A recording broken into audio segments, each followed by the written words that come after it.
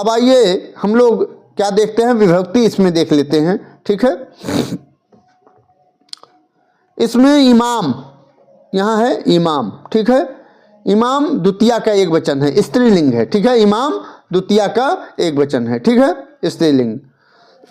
और अहम, ये अहम पद किसके लिए आया है, यह द्रौपदी के लिए आया है। ठीक है, प्रथमा विभक्ति एक वचन का।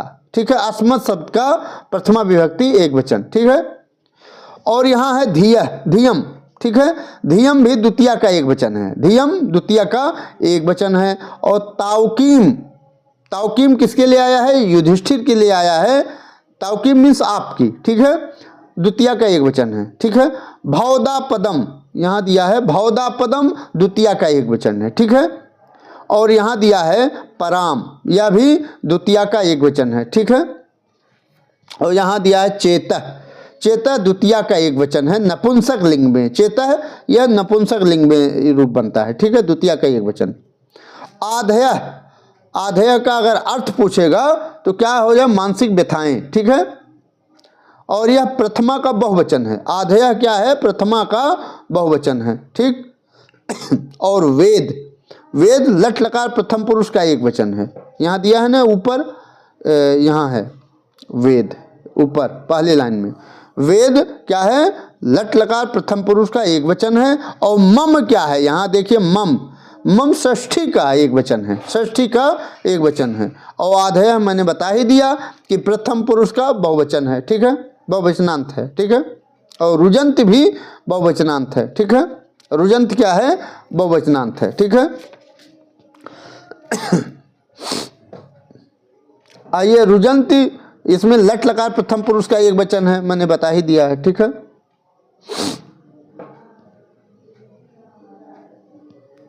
इसमें ये रुजंत जो है ये लट लकार प्रथम पुरुष का बहुवचन है, इसको नोट कर लीजिए। ठीक है, हो सकता है एक वचन निकल गया हो मित्रों, सॉरी चाहते हैं, इसके लिए क्षमा चाहते हैं। रुजंत जो है ये प्रथमा का बहुवचन है। ठीक है, लट लकार का, रुज धात लगेगी इसमें। ठीक है, आइए संधि देख लेते हैं। ठीक है, इसको मिटा देते हैं। यहाँ है भवदा पदम।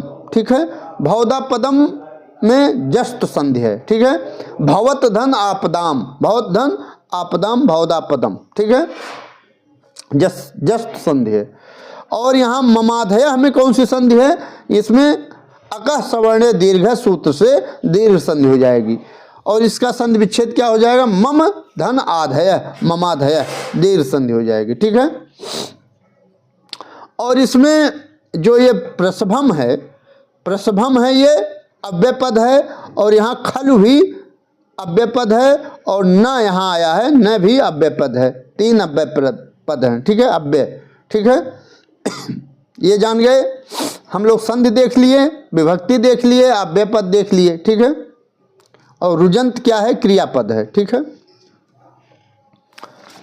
अब आइए हम लोग समास देख लेते हैं। ठीक है, समास देख लेते हैं।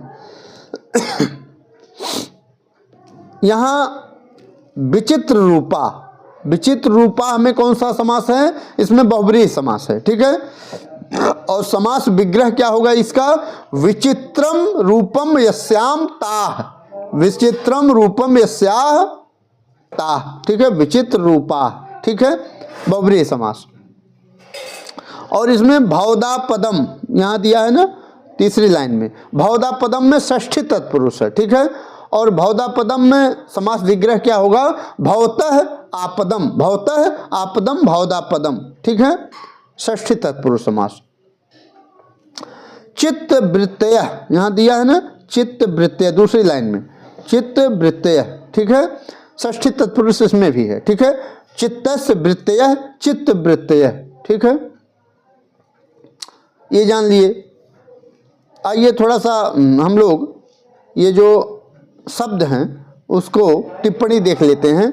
रुजंती, यहाँ रुजंत क्या है, क्रियापद है। ठीक है, रुज धातु लट लकार प्रथम पुरुष का बहुवचन है। ठीक है, और वेद, यहाँ वेद है ऊपर पहले लाइन में, तो वेद विद धातु से लट लकार का प्रथम पुरुष का एक वचन लगाएंगे तो वेद बनेगा। ठीक है, ताउकीम यहाँ दिया है ना, तावकीम आपकी, युधिष्ठिर के लिए आया है, ठीक है।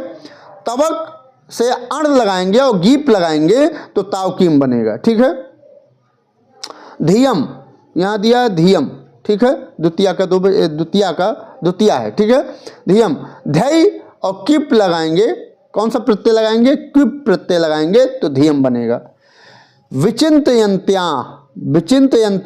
ठीक है, वि उपसर्ग चिंत धातु और ऋच प्रत्यय के साथ सत्री और गीप लगाएंगे तो क्या बनेगा, विचिंतयंत्याल होगा, ठीक है। वि उपसर्ग चिंत धातु ऋच सत्री और गीप लगाएंगे, ठीक है। यह षष्ठी का एक वचन है। विचिंतयंत्या क्या है, षष्ठी का एक वचन है, ठीक है, इसको नोट कर लीजिए। और यहाँ दिया आधेय, आधेय आंग, आंग उपसर्ग धा धातु की प्रत्यय, कौन सा प्रत्यय, की, का पर छोटी मात्रा, ठीक है, की प्रत्यय और प्रथम पुरुष का बहुवचन है। आधेय प्रथम पुरुष का बहुवचन है, ठीक है। तो इसमें आधेय में अगर प्रत्यय पूछेगा तो की प्रत्यय लगेगा और धात पूछेगा तो धा धातु है, ठीक है। तो संधि देख लिए, समास देख लिए, विभक्ति देख लिए, ठीक है। अहम मैंने बता ही दिया, अहम किसके लिए आया है, द्रौपदी के लिए आया है। और यहाँ दिया है भवत, भवत ये युधिष्ठिर के लिए आया है। और तावकीम आपकी बुद्धि को, आप तावकीम दी आपकी बुद्धि को, यह भी तावकीम भी युधिष्ठिर के लिए, ठीक है। और मम यहाँ आया है, मम मेरी अर्थात द्रौपदी के लिए आया है, ठीक है। इसमें संधि समास हो गया, विभक्ति देख लिए, ठीक है। अब अलंकार देख लेते हैं, ठीक है। इसको काट दे, मिटा दे मित्रों। यहाँ है इस श्लोक में पूर्वार्ध में जो है विचित्र रूपा, यहाँ दिया है विचित्र रूपा खलु चित्र वृत्तय, खलु चित्र चित्त वृत्तय। इस सामान्य कथन से अहम तावकीम, यहाँ दिया है ना अहम, अहम यहाँ अहम तावकीम, अहम तावकीम धियम, अहम तावकीम धियम न वेद, न वेद नहीं जानती। तो इस विशेष सामान्य कथन से विशेष कथन का समर्थन होने से अर्थांतर न्यास अलंकार है, ठीक है, इसको जान गए। अर्थांतर न्यास अलंकार इस श्लोक में है, ठीक है। और उत्तरार्ध में, उत्तरार्ध के वाक्यों में काव्यलिंग अलंकार भी इसमें है, ठीक है। आइए आगे देखते हैं। यहां अनुवाद दे रहा है कि आपकी इस बुद्धि को मैं नहीं जानती, आपकी बुद्धि को मैं नहीं जानती, अर्थात आपकी तावकीम धियम, आपकी बुद्धि को मैं नहीं जानती, क्योंकि चित्त वृत्तियां विचित्र रूप वाली होती हैं, किंतु आपकी महान विपत्तियों को सोचते हुए मेरी मनोव्यथाएं मेरे चित्त को बलपूर्वक छत विछत कर रही है, ठीक है, कर देती है। परीक्षा दृष्टि ये जो महत्वपूर्ण है उसको देख लेते हैं। इमाम हम वेद नेताव किम धियम, यहाँ अहम पद से किसका बोध हो रहा है, तो द्रौपदी का। इस पिछले पहले ही बता चुके हैं, ठीक है, अहम पद से द्रौपदी का बोध हो रहा है, ठीक है। चित्त की वृत्तियां कैसी होती हैं, तो विचित्र रूपों वाली होती हैं, चित्त की वृत्तियां विचित्र रूपों वाली होती हैं, ठीक। फिर यहां है रुजंत चेतः प्रसभम ममाधय।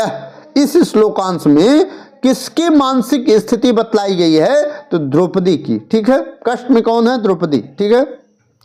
इमाम हम वेद न तावकीम धियम, किसका कथन है, तो ये द्रौपदी का कथन है, ठीक है। मैं इमाम इस आपकी तावकीम में आपकी धियम में बुद्धि को न वेद नहीं जानती हूँ, कौन कह रहा है, द्रौपदी कह रही है, ठीक है। किससे कह रही है, युधिष्ठिर से कह रही है, ठीक है, द्वैत वन में, ठीक है। अब यहाँ दिया है भवदा पदम, पद में समास है, भवदा पदम में षष्ठी तत्पुरुष समास है, ठीक है। तो मित्रों इस वीडियो में हम लोग काफ़ी कुछ जानने को पढ़ने को आपको मिला होगा, ठीक है। अच्छी तरह से मैं इस श्लोक की व्याख्या को आपके सामने लेकर के आया था। ठीक है, समास भी देख लिया, संधि भी जो भी था उसको देख लिया। ठीक है, अलंकार भी इस वीडियो में जो भी आया था उसको देख लिया, परीक्षा दृष्टि देख लिया। ठीक, इसमें इस श्लोक में कौन सा छंद है? वंशज छंद है। और वंशज छंद में आप जानते हैं कि प्रत्येक चरण में 12 वर्ण और 4 चरण होते हैं, तो चारों चरण अगर मिला दिया जाए तो 48 वर्ण होंगे। ठीक है, तो वंशज छंद में प्रत्येक चरण में अगर पूछे तो 12 वर्ण और चारों चरणों में मिलाकर पूछे तो 48 वर्ण। ठीक है, आज मित्रों इतना ही इस वीडियो में। अगर यह वीडियो पसंद आई हो तो इस वीडियो को लाइक और चैनल को सब्सक्राइब कर दीजिएगा और इस चैनल को शेयर भी, इस लिंक को शेयर भी कर दीजिएगा मित्रों। ठीक है, मिलते हैं अगली वीडियो में, तब तक के लिए नमः संस्कृताय, वंदे मातरम।